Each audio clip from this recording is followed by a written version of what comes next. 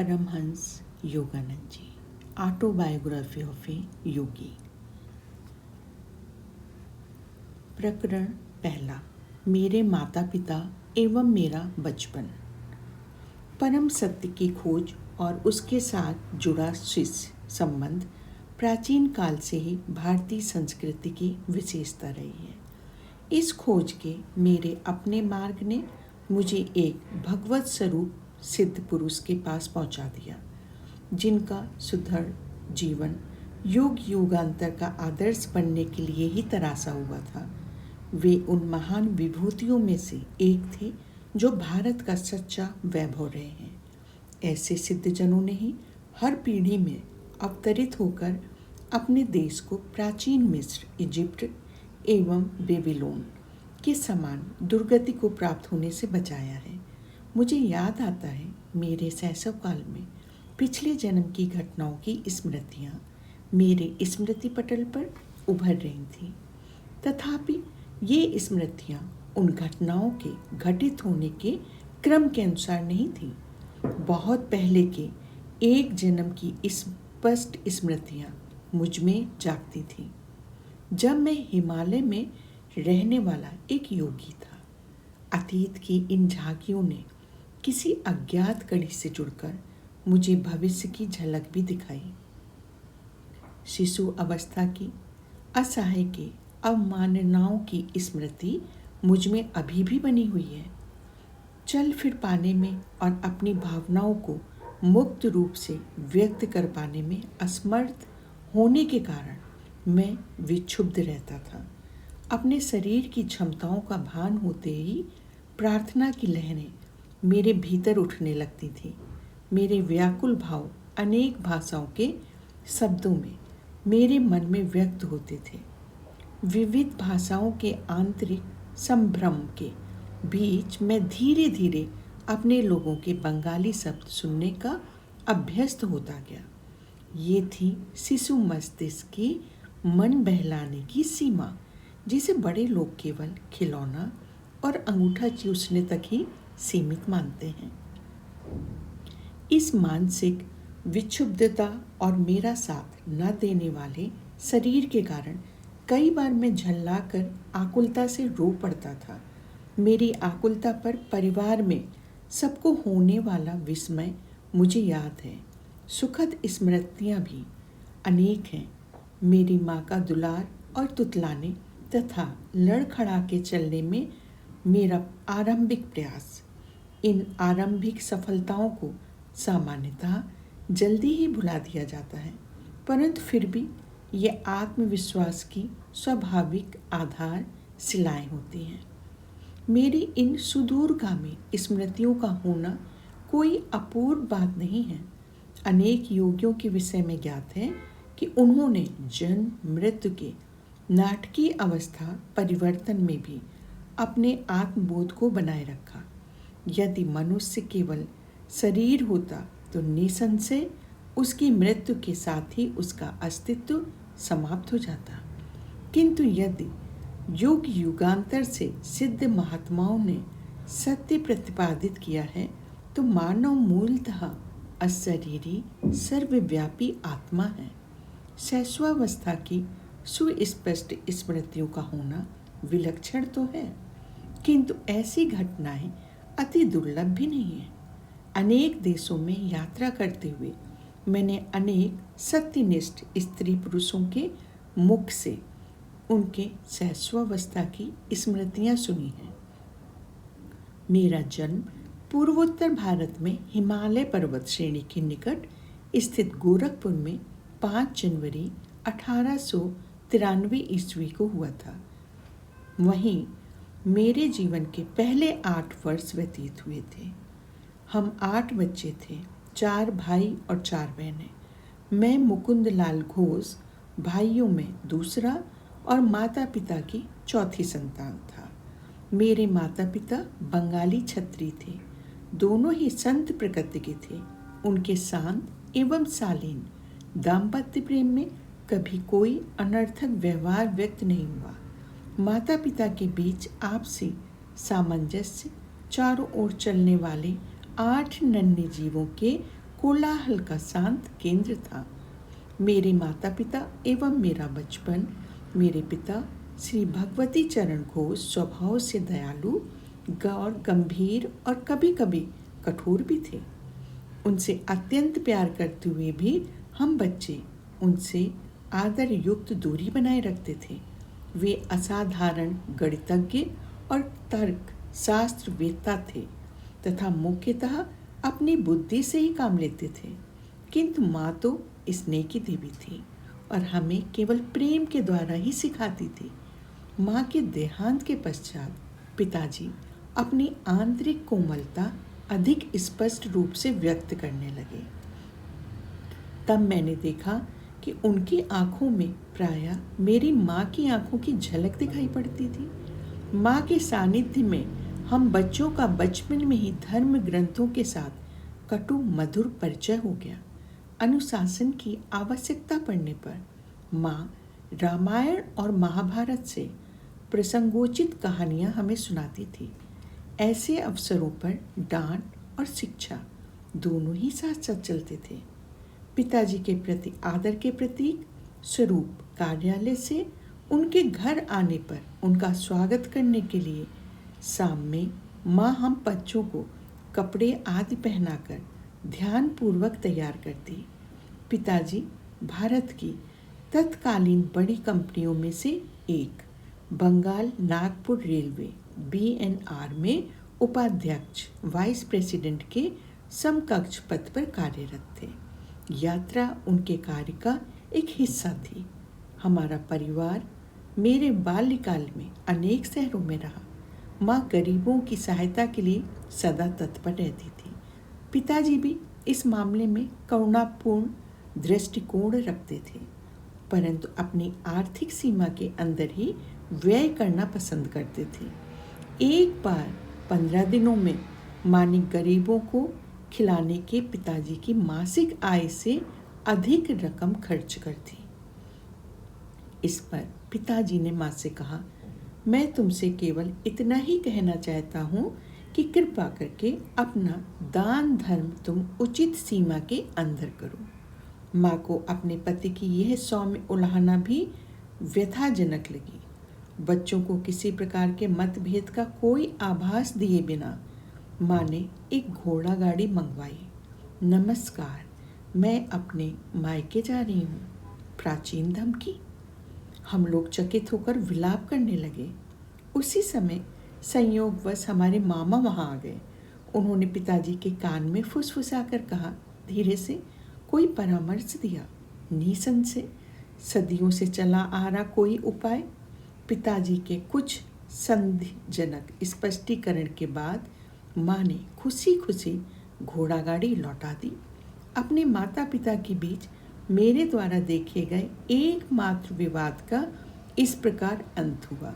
परंतु एक विशेष संवाद मुझे याद आता है। कृपया अभी अभी घर पर आई एक असहाय महिला को देने के लिए मुझे 10 रुपये दीजिए। माँ की मुस्कुराहट में मनाने की अपनी एक शक्ति भी थी। 10 किस लिए? 1 रुपया काफ़ी है। पिताजी ने इसके साथ एक औचित्य समर्थन भी जोड़ दिया। जब मेरे पिताजी और दादा दादी की अचानक मृत्यु हो गई, तब मैंने गरीबी को पहली बार अनुभव किया। मीलों चलकर स्कूल जाने से पहले मेरा नाश्ता होता था केवल एक छोटा केला। कॉलेज पहुंचने तक मेरी अवस्था इतनी बुरी हो गई कि मैंने एक धनी न्यायाधीश से मासिक 1 रुपये की सहायता के लिए प्रार्थना की। उसने ये कहते हुए मना कर दिया कि 1 रुपया भी मूल्यवान होता है। उस 1 रुपये के मना किए जाने की आपको कितनी कड़वी याद है? माँ के हृदय से तत्काल तर्क उभरा। क्या आप चाहते हैं कि ये महिला भी आपके द्वारा इन 10 रुपयों को मना किए जाने की वैसी ही दुखद स्मृति अपने मन में रखे, जिसकी उसे तीव्र आवश्यकता है? तुम जीती पराभूत पति की सनातन भाव भंगिमा के साथ पिताजी ने अपना बटुआ खोला और कहा, ये लो 10 रुपये का नोट और उस महिला को ये मेरी शुभकामनाएं सहित दे दो। किसी भी नए प्रस्ताव पर पहले नहीं कह देना पिताजी का स्वभाव था। इतनी सहजता से माँ की सहानुभूति जगाने वाली उस अपरिचिता के प्रति पिताजी का रवैया उनकी स्वभावगत सतर्कता का एक उदाहरण था। तत्क्षण कोई बात स्वीकार कर लेने में अनिच्छा, वस्तुतः सोच विचार के बाद निर्णय के सिद्धांत का पालन मात्र। मैंने सदा ही देखा कि पिताजी उचित और संतुलित निर्णय लेते थे। यदि मैं अनेकानेक अनुरोधों के पक्ष में एक दो अच्छे तर्क प्रस्तुत कर देता तो वे सदा ही मेरी इच्छा पूरी करते थे, चाहे वो इच्छा छुट्टियों में भ्रमण यात्रा की हो या नई मोटरसाइकिल की।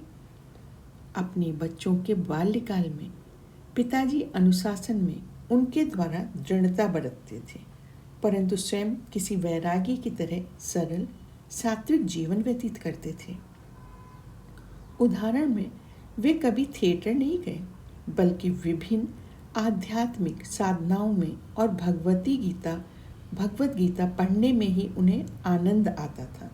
उन्होंने सारे सुखोपभोगों का त्याग कर दिया था, यहाँ तक कि वे जूतों की एक जोड़ी का भी तब तक प्रयोग करते थे जब तक कि वह बिल्कुल ही प्रयोग न करने योग्य ना हो जाए।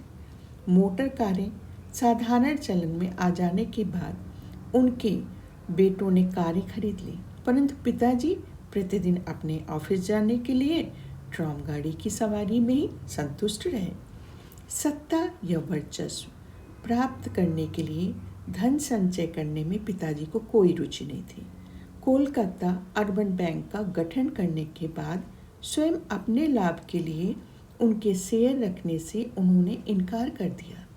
उनकी इच्छा तो अपने अतिरिक्त समय में केवल अपने नागरिक कर्तव्य का निर्वाह करने की थी।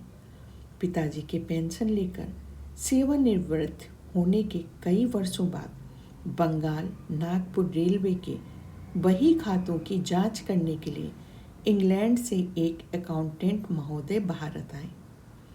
विस्मित जांच अधिकारी ने देखा कि पिताजी ने उचित समय पर अदा न किए गए किसी बोनस के लिए कभी कोई आवेदन नहीं किया था। उन्होंने कंपनी को बताया उन्होंने अकेले 3 आदमियों के बराबर काम किया। पिछली क्षतिपूर्ति स्वरूप इनका 1,25,000 रुपया कंपनी से निकला है।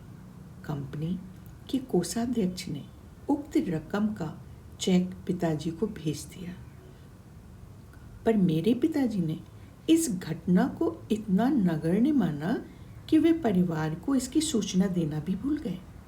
बहुत बाद में मेरे सबसे छोटे भाई विष्णु ने बैंक द्वारा दिए गए विवरणों में इतनी बड़ी धनराशि जमा देखकर पिताजी से इसके बारे में पूछा।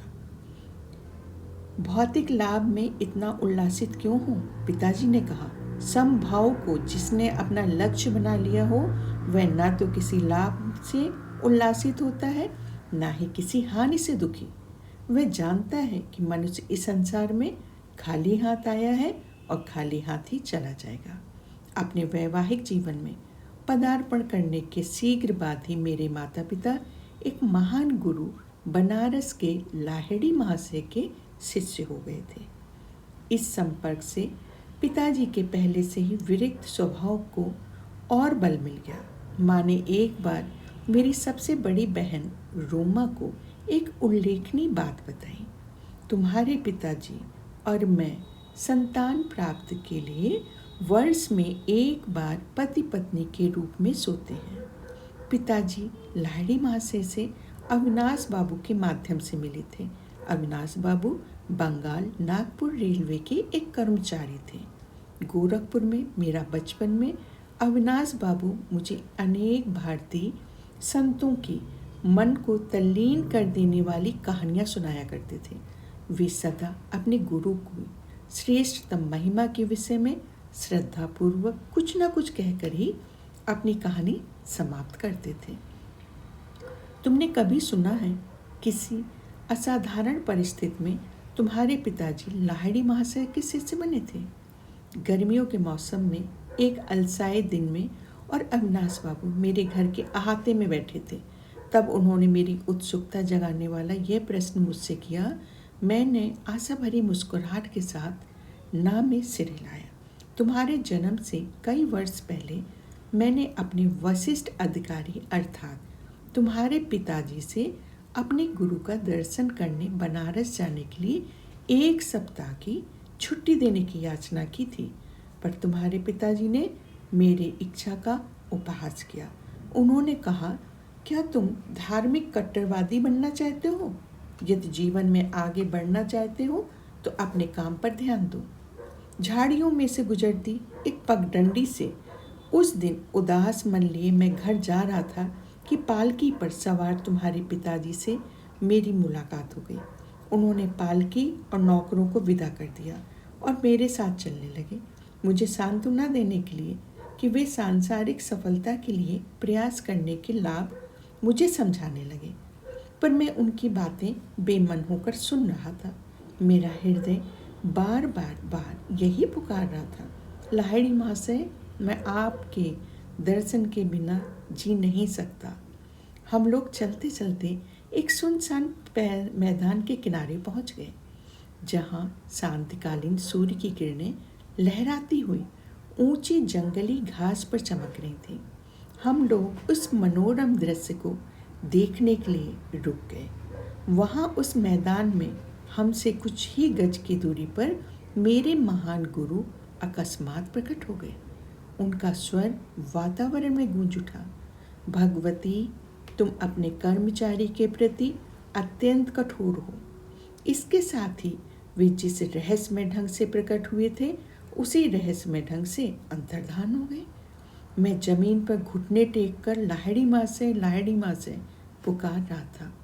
कुछ क्षणों के लिए तुम्हारे पिताजी स्तंभित हो गए।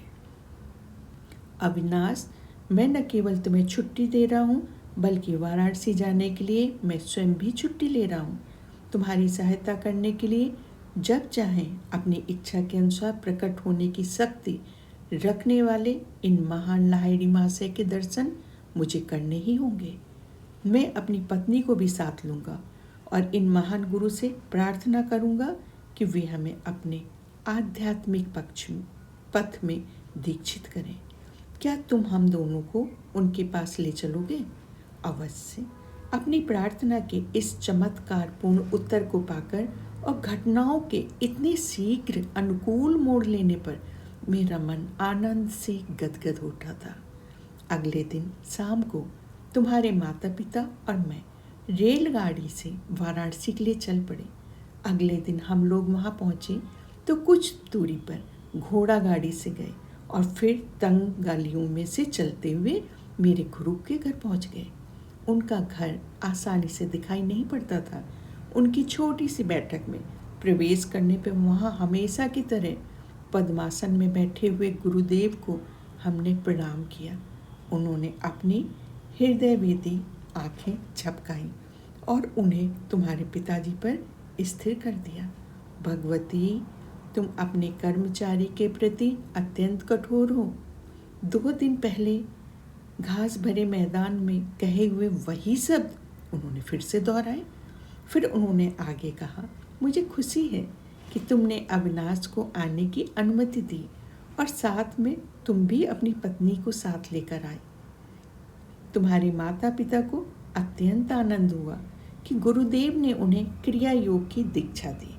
उस पवित्र दर्शन के अविस्मरणीय दिन से ही तुम्हारे पिताजी और मैं गुरु भाई के रिश्ते से घनिष्ठ मित्र रहे हैं।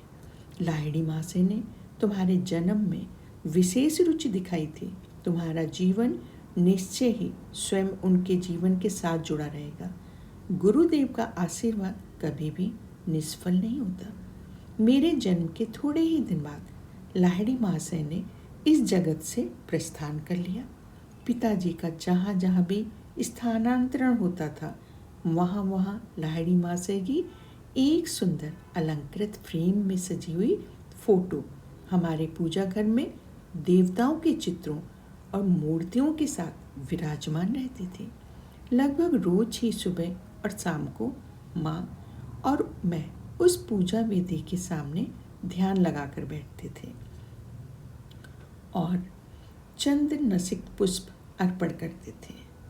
धूप और गूगल के साथ साथ अपनी संयुक्त भक्ति द्वारा हम उस ईश्वर तत्व की पूजा करते थे जो लाहिड़ी महाशय में पूर्णतः अभिव्यक्त हुआ।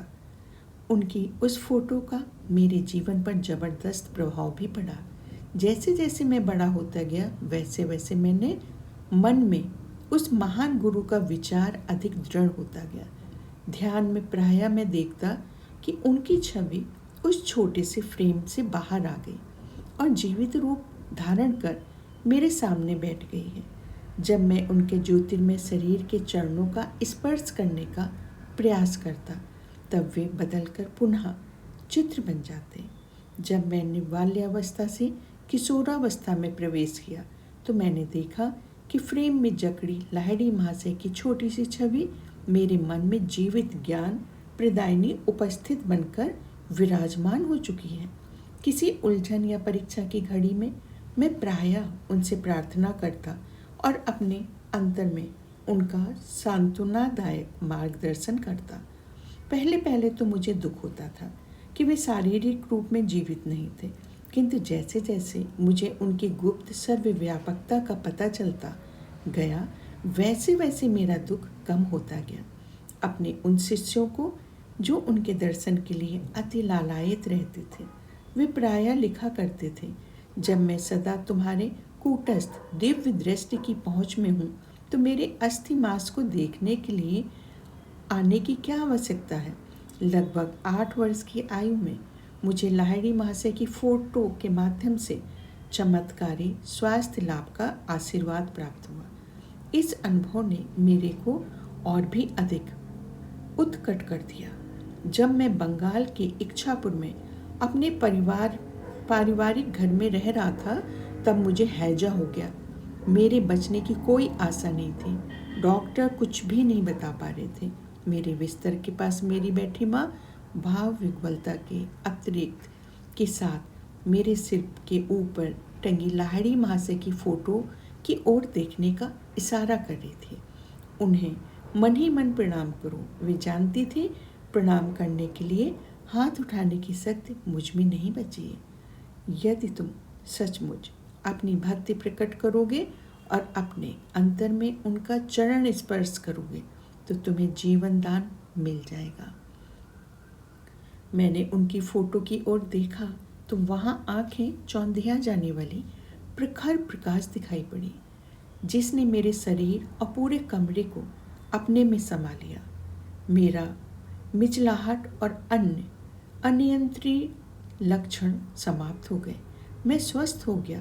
तत्क्षण ही मुझ में इतनी शक्ति आ गई कि अपने गुरु में अपार श्रद्धा रखने वाली माँ का मैंने झुककर चरण स्पर्श किया। माँ बार बार उस छोटी सी फोटो पर अपना माथा टेक रही थी। हे सर्वव्यापी गुरुदेव, मैं आपकी कृतज्ञ हूँ। आपके आलोक ने मेरे पुत्र को अच्छा कर दिया। मैं समझ गया कि उन्होंने भी उस तेजोमय ज्योति का दर्शन कर लिया जिसकी महिमा से मैं उस साधारणतया प्राणघातक साबित होने वाली बीमारी से एकाएक अच्छा हो गया। मेरे पास जो कुछ भी अनमोल चीज़ें हैं उनसे वह एक फ़ोटो भी है। स्वयं लाहिड़ी महाशय द्वारा पिताजी की दी गई ये फ़ोटो एक पवित्र स्पंदन से युक्त है। इस फ़ोटो के पीछे भी एक चमत्कारी कहानी है। मैंने ये कहानी पिताजी के गुरु भाई काली कुमार राय से सुनी थी। ऐसा प्रतीत होता था कि लाहिड़ी महाशय को अपनी फ़ोटो खिंचवाना अच्छा नहीं लगता था। एक बार उनके विरोध के बावजूद उनकी और उनके कई शिष्यों की, जिनमें काली कुमार राय भी शामिल थे, एक सामूहिक फ़ोटो खींची गई। पर उस समय फोटोग्राफर के आश्चर्य की सीमा न रही जब उसने देखा कि उस फोटो में सब शिष्यों के चित्र तो एकदम स्पष्ट दिखाई दे रहे थे, परंतु बीच में जहां उन्होंने लाहिड़ी महाशय का चित्र होने की सार्थक आशा की थी कोई आकृति नहीं थी। वह स्थान बिल्कुल खाली था। इस विस्मयकारी घटना पर खूब चर्चा हुई। एक शिष्य गंगाधर बाबू ने, जो एक कुशल फोटोग्राफर थे, डींग मारी कि लाहिड़ी माँ से चाहे जो कर लें, वे उनकी फ़ोटो अवश्य खींचेंगे। अगले दिन प्रातःकाल जब गुरुदेव लकड़ी की बेंच पर पद्मासन में बैठे और उनके पीछे एक कपड़े का पर्दा भी लगा था, तब गंगाधर बाबू अपने साज सामान के साथ वहाँ पहुँच गए। सफलता के लिए सारी सावधानियां बरतते हुए उन्होंने उत्कंठापूर्वक बाहर 12 फोटो खींच दी, किंतु शीघ्र ही उन्हें दिखाई पड़ा कि हर प्लेट पर लकड़ी की बेंच और पर्दे का चित्र तो स्पष्ट है, पर गुरुदेव की आकृति का पुनः कहीं नहीं पता। गंगाधर बाबू का अभिमान चूर चूर हो गया। आंसू बहाते हुए वे दौड़े दौड़े लाहिड़ी महाशय के पास पहुँचे। कई घंटों के बाद लाहिड़ी महाशय ने इस सारगर्भित वाक्य के साथ अपना मौन तोड़ा। मैं ब्रह्म हूँ, क्या तुम्हारा कैमरा सर्वव्यापी अगोचर का चित्र खींच सकता है? गंगाधर बाबू ने कहा, मैं देख रहा हूँ कि नहीं खींच सकता, परंतु हे सर्वज्ञ गुरुदेव, आपके देह मंदिर की एक फ़ोटो प्राप्त करने की बहुत इच्छा है। मेरी दृष्टि संकुचित रही है। आज तक मैं ये नहीं समझ पाया कि मैं आपसे ब्रह्मपूर्ण रूप में वास करता है। फिर कल सुबह आओ, मैं तुम्हारे कैमरे के सामने बैठकर फ़ोटो खिंचवाऊंगा। पुनः फोटोग्राफर ने अपना कैमरा फोकस किया। इस बार अगोचर रहस्यमयता के अवतरण से रहित उस पवित्र महापुरुष की आकृति प्लेट पर स्पष्ट रूप से उभर आई। गुरुदेव ने इसके बाद कभी अपनी फ़ोटो नहीं खिंचवाई, कम से कम मैंने तो नहीं देखी। वही फ़ोटो इस पुस्तक में भी छपी है। सांचे में ढली लाहिड़ी महाशय की मुखाकृति से कुछ पता नहीं चल पाता कि वे किस कुल वंश के थे। उनके रहस्यमय मुस्कान में ईश्वर साक्षात्कार के आनंद की कुछ कुछ झलक दिखाई देती है। ब्रह्म जगत में नाम मात्र की रुचि का संकेत देती उनकी अर्धोन्मीलित आँखें आंतरिक परमानंद का संकेत करती हुई आदि बंद भी हैं।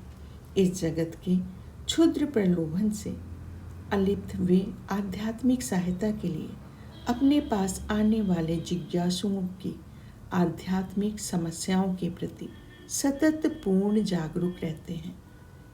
गुरुदेव के चित्र की महिमा से स्वास्थ्य लाभ करने के थोड़े दिन बाद ही मुझे एक प्रभावकारी दिव्य दर्शन हुआ। एक दिन प्रातः अपने बिछौने पर बैठा मैं एक गहन दिवा स्वप्न में डूब गया। बंद आँखों के अंधकार के पीछे क्या है, ये अनुसंधानात्मक विचार बड़े वेग से मेरे मन में उभर आए। तत्क्षण ही मेरी अंतर्दृष्टि के सामने प्रखर प्रकाश कौंध गया। मेरे ललाट में विस्तीर्ण दीप्तिमान पट पर पर्वत गुफाओं में ध्यानस्थ बैठे संतों की आकृतियाँ छोटे छोटे चलचित्रों की भांति प्रकट होने लगी। आप लोग कौन हैं? मैंने उच्च स्वर में पूछा। हम हिमालय के योगी हैं। इस दिव्य उत्तर का आनंद वर्णनातीत था। मेरा हृदय पुलकित हो उठा। आह, मैं भी हिमालय में आकर आपके जैसा बनना चाहता हूँ। दृश्य अंतर्धान्य हो गया, परंतु रजत किरणें मंडलाकार में अनंत की ओर विस्तृत हो गई। ये अद्भुत आलोक क्या है? मैं ईश्वर हूँ, मैं प्रकाश हूँ।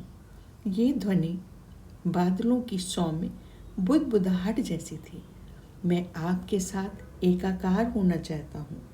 यद्यपि ये ईश्वरी आनंद क्रमशः क्षीण होता गया, पर उसमें मैं ब्रह्म की स्थायी खोज की विरासत प्राप्त करने में सफल हुआ। ईश्वर शाश्वत, नित्य, नवीन आनंद है। ये स्मृति मेरे हृदय पटल पर इस अनुभव के बाद लंबे समय तक बनी रही। बचपन की एक अन्य स्मृति असाधारण है और उल्लेखनीय भी है, क्योंकि उसका चिन्ह आज भी मेरे हाथ पर है।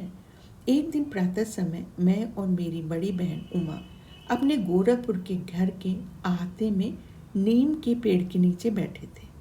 आसपास के तोतों को नीम के पके फल खाते मैं निहार रहा था और बीच में जो समय मिलता उस पर उमा दीदी मुझे बंगाली की पहली पुस्तक पढ़ने में मदद कर रही थी। उमा दीदी ने अपने पैर पर फोड़ा होने की बात बताई और वह उस समय पर लगाने के लिए मरहम की एक डिबिया ले आई। मैंने उसमें से थोड़ा सा मरहम लेकर अपने हाथ पर भी लगा लिया। तुम निरोग हाथ पर मरहम क्यों लगा रहे हो? बात ऐसी है दीदी, मुझे लग रहा है कि कल मुझे यहाँ फोड़ा होने वाला है। चल झूठे कहीं के। दीदी, जब तक तुम कल सुबह का क्या बात कर रहे हो ये देख नहीं लेती कि तब तक मुझे झूठा नहीं कह सकते हो। मुझे क्रोध आ गया। उमा पर उसका कोई असर नहीं पड़ा और उसने 3 बार अपने व्यंग को दोहराया। एक दृढ़ निश्चय मेरी आवाज़ में ध्वनित होने लगी जब मैंने धीरे धीरे कहना शुरू किया। मैं अपनी इच्छा शक्ति के बल के साथ कहता हूँ कि कल मेरे हाथ में इस जगह पर एक काफ़ी बड़ा फोड़ा निकल आएगा और तुम्हारा फोड़ा सूजकर दुगना हो जाएगा। सुबह मेरे हाथ पर एक बहुत बड़ा फोड़ा निकला और उमा का फोड़ा आकार में दोगुना हो गया। मेरी बहन चीखती हुई माँ के पास भागी। माँ, मुकुंद जादू टोना करना सीख गया है। माँ ने गंभीर होकर मुझसे कहा कि हानि करने के लिए मैं शब्द शक्ति का प्रयोग कभी नहीं करूं। मैंने माँ का वह उपदेश सदा ही याद रखा और उसका पालन भी किया। मेरे फोड़े का इलाज चीरे से हुआ। डॉक्टर के चीरे से बना चिन्ह आज भी वर्तमान में है। मेरे दाहिने हाथ पर मनुष्य के शब्द की शक्ति का नित्य स्मरण दिलाता हुआ यह चिन्ह स्मारक के रूप में विद्यमान है।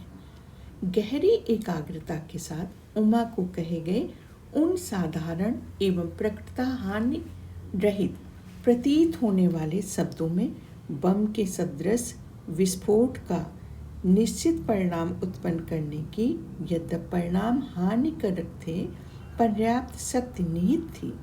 बाद में मेरी समझ में आया कि किसी जीवन के संकट को बचाने के लिए वाणी की विस्फोटक स्पंदन शक्ति का सदुपयोग किया जा सकता है और इस प्रकार बिना चिन्ह या कष्ट रहित शल्य चिकित्सा की जा सकती है। हमारा परिवार पंजाब के लाहौर शहर में स्थानांतरित हुआ। वहाँ मैंने देवी काली के रूप में जगन माता का एक चित्र प्राप्त किया। हमारे घर की बालकनी में इस चित्र का अनौपचारिक मंदिर बना। मेरे मन में अनायास ही ये निश्चित विश्वास पैदा हो गया कि उस पवित्र स्थान पर की गई मेरी किसी भी प्रार्थना को पूर्ति का ताज पहना दिया जाएगा।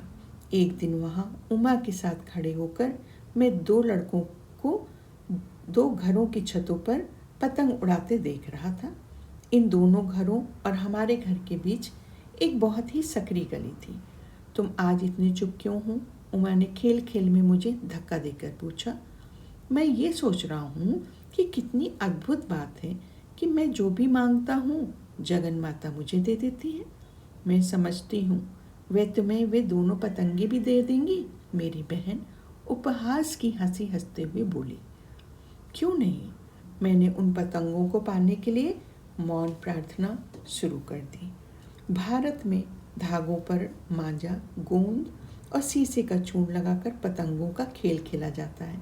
प्रत्येक पतंग उड़ाने वाला अपने प्रतिद्वंदी की पतंग काटने का प्रयास करता है।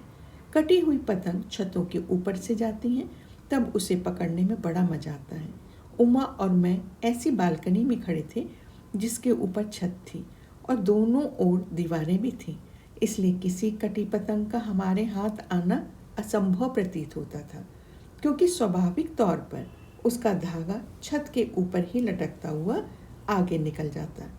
गली के उस पार पतंग उड़ाने वालों ने अपना खेल शुरू कर दिया।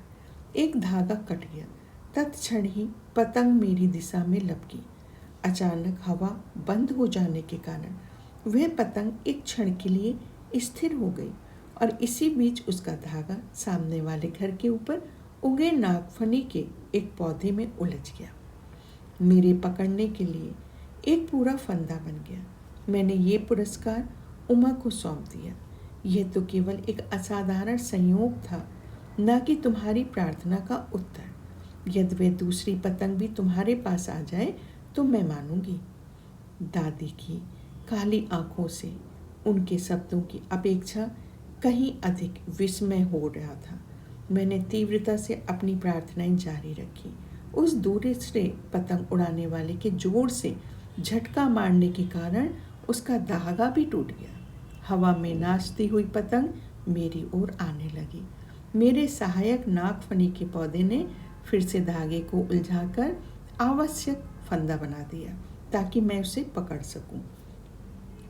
मैंने अपना ये दूसरा पुरस्कार भी उमा को भेंट कर दिया। सचमुच जगन माता तुम्हारी प्रार्थना सुनती है।